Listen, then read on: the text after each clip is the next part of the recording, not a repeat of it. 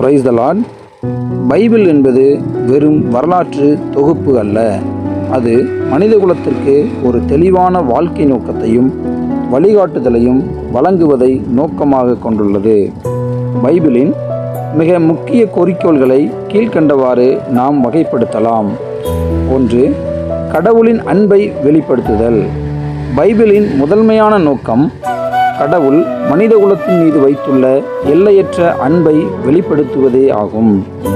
மனிதன் கடவுளிடமிருந்து பிரிந்து போனாலும் அவனை மீண்டும் தன்னிடம் சேர்த்து கொள்ள கடவுள் எடுக்கும் முயற்சிகளை பைபிள் தெளிவாக நமக்கு விளக்குகிறது. 2. மீட்பு மற்றும் இரட்சிப்பு.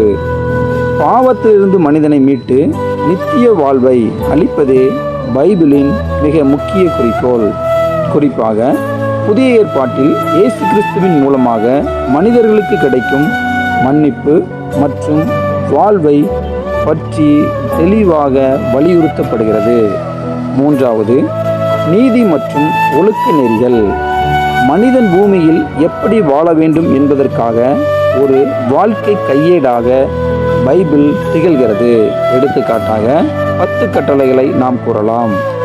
மனிதர்களிடமும் கடவுளிடமும் எப்படி நடந்து கொள்ள வேண்டும் என்ற அடிப்படை விதிகள். அன்பு பிரமாணம். உன்மீது நீ அன்பு கூறுவது போல பிறர் மீதும் அன்பு கூறுவாயாக என்பதே இதன் சாராம்சம். 4. ஆறுதலும் நம்பிக்கையும். துன்பப்படும் வேளைகளில் மனிதர்களுக்கு ஆறுதல் அளிப்பதையும் எதிர்காலத்தை பற்றிய நம்பிக்கையை ஊட்டுவதையும் பைபிள் நோக்கமாக கொண்டுள்ளது. வருத்தப்பட்டு பாரம் சுமக்கிறவர்களே, நீங்கள் எல்லாரும் என்னிடத்தில் வாருங்கள், நான் உங்களுக்கு இளைப்பாறுதல் தருவேன் போன்ற வாக்குறுதிகள் நமக்கு சான்றாக திகழ்கின்றன. 5. மனிதனை புனிதப்படுத்துதல்.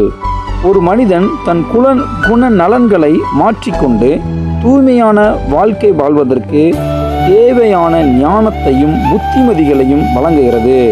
இதன் முக்கிய இலக்காக பைபிள் கொண்டுள்ளது. சுருக்கமாக சொல்லப்போனால் கடவுளை அறிந்து கொள்வதும் அவரோடு உறவு கொள்வதும் சக மனிதர்களை நேசிப்பதுமே பைபிள் கற்பிக்கும் ஒட்டுமொத்த குறிக்கோள் ஆகும். ஆமென்.